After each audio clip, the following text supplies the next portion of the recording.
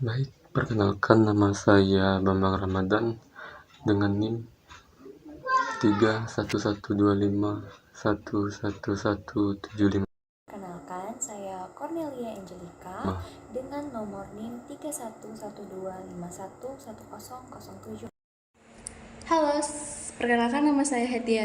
Baik, izin masuk semuanya tanpa salam. Perkenalkan nama saya Violeta Satina dengan NIM 311251191. Assalamualaikum warahmatullahi wabarakatuh. Selamat siang. Perkenalkan nama saya Faisal dari kelas MN7 dengan NIM 31125111039. Assalamualaikum warahmatullahi wabarakatuh. Shalom, Om Swastiastu, Namo Buddhaya, dan salam kebajikan bagi kita semua. Nah, kali ini saya berkesempatan untuk menjelaskan materi pertama dari materi teori konsumsi. Adapun yang akan saya bahas kali ini adalah poin pertama, yaitu menjelaskan asumsi dasar perilaku konsumen. Yang utamanya itu terdiri dari preferensi lengkap, kemudian sikap rasionalitas, dan yang terakhir adalah transitif. Mari kita membahasnya. Kita masuk ke konsep konsumen. Menurut Kotler, konsumen itu adalah individu atau kelompok yang membeli dan menggunakan produk atau jasa untuk memenuhi kebutuhan maupun keinginan mereka. Definisi ini menekankan pada fungsi utama konsumen sebagai pihak yang menjadi tujuan akhir dari setiap aktivitas bisnis. Selanjutnya kita akan membahas tentang asumsi dasar perilaku konsumen. Nah, asumsi perilaku dasar konsumen adalah anggapan dasar dalam teori ekonomi dan perilaku konsumen yang menjelaskan bagaimana konsumen itu bertindak atau membuat keputusan dalam memilih, membeli, dan menggunakan barang atau jasa untuk mencapai kepuasan yang maksimal. Nah, terdapat beberapa asumsi utama perilaku konsumen, di mana tiga yang utama. Yang pertama adalah rasionalitas, di mana konsumen itu diasumsikan sebagai agen yang rasional yang berusaha memaksimalkan utilitas atau kepuasan mereka. Artinya, konsumen itu membuat pilihan yang paling menguntungkan berdasarkan preferensi dan keterbatasan sumber daya alam yang dimilikinya. Sebagai contoh, Ibu Ani membeli pakaian seragam sekolah yang sudah jadi karena harganya lebih murah daripada membeli kain kemudian menjahitnya sendiri. Nah, dia membuat keputusan membeli yang memberikan manfaat maksimal dengan biaya minimal sesuai prinsip maksimasi kepuasan dan anggaran terbatas. Yang kedua adalah preferensi lengkap. Konsumen itu memiliki preferensi yang lengkap, artinya mereka dapat membandingkan dan menilai semua kombinasi barang dan jasa yang tersedia. Konsumen itu dapat memutuskan apakah ia lebih menyukai barang A daripada barang B atau sebaliknya. Atau saja mungkin dia menyukai keduanya. Sebagai contoh, setiawan itu lebih memilih gawat A yang harga lebih murah, spesifikasi tinggi, dan daya tahan lama daripada merek B yang lebih mahal. Ini menunjukkan konsistensi preferensi dan pilihan yang logis. Yang ketiga adalah transitivitas, di mana jika konsumen lebih memilih barang A daripada barang B dan lebih memilih barang B daripada barang C, maka konsumen juga harus lebih memilih barang A daripada barang C. Nah, ini menunjukkan konsistensi dalam preferensi konsumen. Misalkan, konsumen itu lebih menyukai Porsche lebih disukai daripada mobil Cadillac. Nah, sedangkan mobil Cadillac lebih disukai daripada Chevrolet. Nah, otomatis Porsche juga itu akan lebih dipilih daripada Chevrolet. Berdasarkan tiga asumsi perilaku dasar konsumen tadi, terdapat juga dua tambahan lain, di mana yang keempat itu adalah kepuasan konsumsi itu dapat diukur dari semakin banyak barang yang dikonsumsi. Semakin besar tingkat kepuasan, meskipun tambahan kepuasan tiap unit barang yang dikonsumsi itu akan semakin menurun, atau hukum utilitas marginal menurun. Sebagai contoh, Regina itu membeli bahan pokok untuk makanan setiap hari.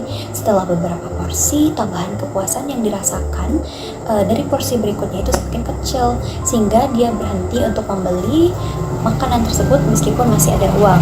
Yang kelima, konsumen itu menganggap lebih banyak barang yang dikonsumsi biasanya lebih baik, atau asumsi the more is always better. Contohnya, seseorang itu cenderung membeli lebih banyak barang yang disukainya selama tambahan kepuasannya itu masih signifikan. Tapi ketika tambahan kepuasannya itu menurun, pembeliannya itu juga akan berhenti. Nah, asumsi-asumsi ini menjadi dasar dalam pemodelan perilaku konsumen dan analisis teori utilitas yang membantu menjelaskan bagaimana konsumen itu membuat keputusan secara konsumsi logistik, dan konsistensi untuk mencapai kepuasan maksimal dengan pilihan yang terbatas. Baik, di sini saya akan melanjutkan materi yang telah disampaikan oleh rekan saya sebelumnya tentang memahami konsep utilitas atau total utility yang biasa disebut TU dan marginal utility yang biasa disebut MU serta hukum kosen. Sebelumnya perkenalkan dulu, nama saya Veronica Satina dengan NIM 31125 11191. Di sini saya akan menjelaskan dengan materi yang lebih simpel. Jadi bayanginnya tuh begini, kamu lagi makan permen nih. Nah, permen pertama tuh rasanya tuh enak banget, bikin kamu seneng. Itu namanya total utility atau total kepuasan. Nah, pas makan permen kedua, masih enak sih, tapi tambahan presentasi senangnya enggak sebanyak yang pertama. Nah, itu disebut marginal utility, tambahan kepuasan dari satu barang lagi. Kalau terus makan permen ketiga, keempat, lama-lama makin berkurang nih, rasanya bisa bikin enak. Nah, ini nih yang disebut gosen 1 atau hukum gosen 1. Semakin banyak kita konsumsi barang yang sama, tambahan kepuasannya semakin menurun. Jadi intinya, TU itu total rasa senang kita, MU itu tambahan senang dari tiap permen, dan hukum gosen sendiri bilang makin banyak makan, tambahan senangnya makin kecil. Jadi segalanya ada batas nikmatnya. Baik, di sini saya akan menjelaskan materi teori konsumsi, yaitu ada menggambar dan menganalisis kurva indiferen serta satu garis anggaran. Nah, di poin yang pertama ada kurva indiferen, menggambarkan kombinasi dua barang yang memberikan tingkat kepuasan atau utility yang sama bagi konsumen. Nah, dari kurva indiferen tersebut memiliki ciri-ciri. Yang pertama ada bermiring ke bawah, terus yang kedua cembung ke titik origin, terus yang ketiga kurva tidak saling berpotongan. Terus di poin yang kedua ada garis anggaran atau budget line.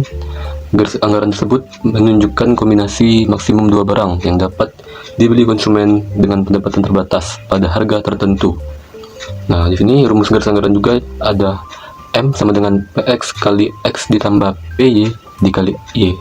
Terus keterangannya M sama dengan pendapatan, terus PX PY tersebut harga barang X dan Y, terus ada X dan Y yaitu jumlah barangnya. Halo, perkenalkan nama saya Hetianda. Di sini saya akan menjelaskan mengenai keseimbangan konsumen. Kondisi keseimbangan terjadi apabila konsumen mengalokasikan seluruh uangnya untuk konsumsi. Uang yang didapatkan digunakan untuk memperoleh tingkat kepuasan tertinggi dengan budget atau anggaran paling minimal. Secara grafis tingkat keseimbangan diperoleh apabila kurva anggaran bersinggungan dengan kurva indiferensi. Yang kedua, reaksi perubahan harga barang. Keseimbangan dapat berubah apabila pendapatan nyata berubah. Semakin tinggi pendapatan, maka tingkat kepuasan juga semakin tinggi, dan apabila pendapatan menurun, maka tingkat kepuasan menurun. Yang ketiga, efek substitusi dan efek pendapatan. Yang pertama, harga menjadi lebih murah apabila konsumen bergerak pada satu tingkat kepuasan yang sama dan efek pendapatan nyata tetap, maka konsumen akan relatif lebih banyak mengkonsumsi atau membeli barang yang relatif murah dan mengurangi jumlah konsumsi barang yang relatif lebih mahal. Nah, inilah efek substitusi. Yang kedua, perubahan pendapatan nyata. Perubahan pendapatan nyata mempengaruhi jumlah permintaan. Apabila perubahan dilihat dari sisi harga barang lain dan pendapatan nyata tetap, maka inilah akan terjadi efek pendapatan. Perkenalkan, nama saya Faisal dari kelas MN7. Oh iya, NIM saya 3112511039. Di sini saya akan menjelaskan studi kasus tentang teori konsumsi. Akan menjawab teori studi kasus teori konsumsi. Dari data di atas dapat disimbolkan bahwa pendapatan Indonesia pada periode 1980 sampai 2000 mungkin akan dan bagaimana pertambahan dan permintaan perumahan di Indonesia begitu tinggi. Mengingat bahwa angka PDB per kapita selama periode tersebut jauh lebih kecil dibandingkan dengan dana yang dibutuhkan untuk membangun rumah. Misalnya PDB per kapita pada tahun 1995 hanya sekitar 2 juta. Jika satu keluarga di Indonesia terdiri 5 jiwa, maka pendapatan keluarga pada tahun 1995 sekitar hanya 10 juta atau masih lebih kecil dari 1 jutaan per bulan. Tingkat pendapatan terlalu kecil dibandingkan dana yang dibutuhkan untuk membangun rumah yang mencapai puluhan juta rupiah per unit.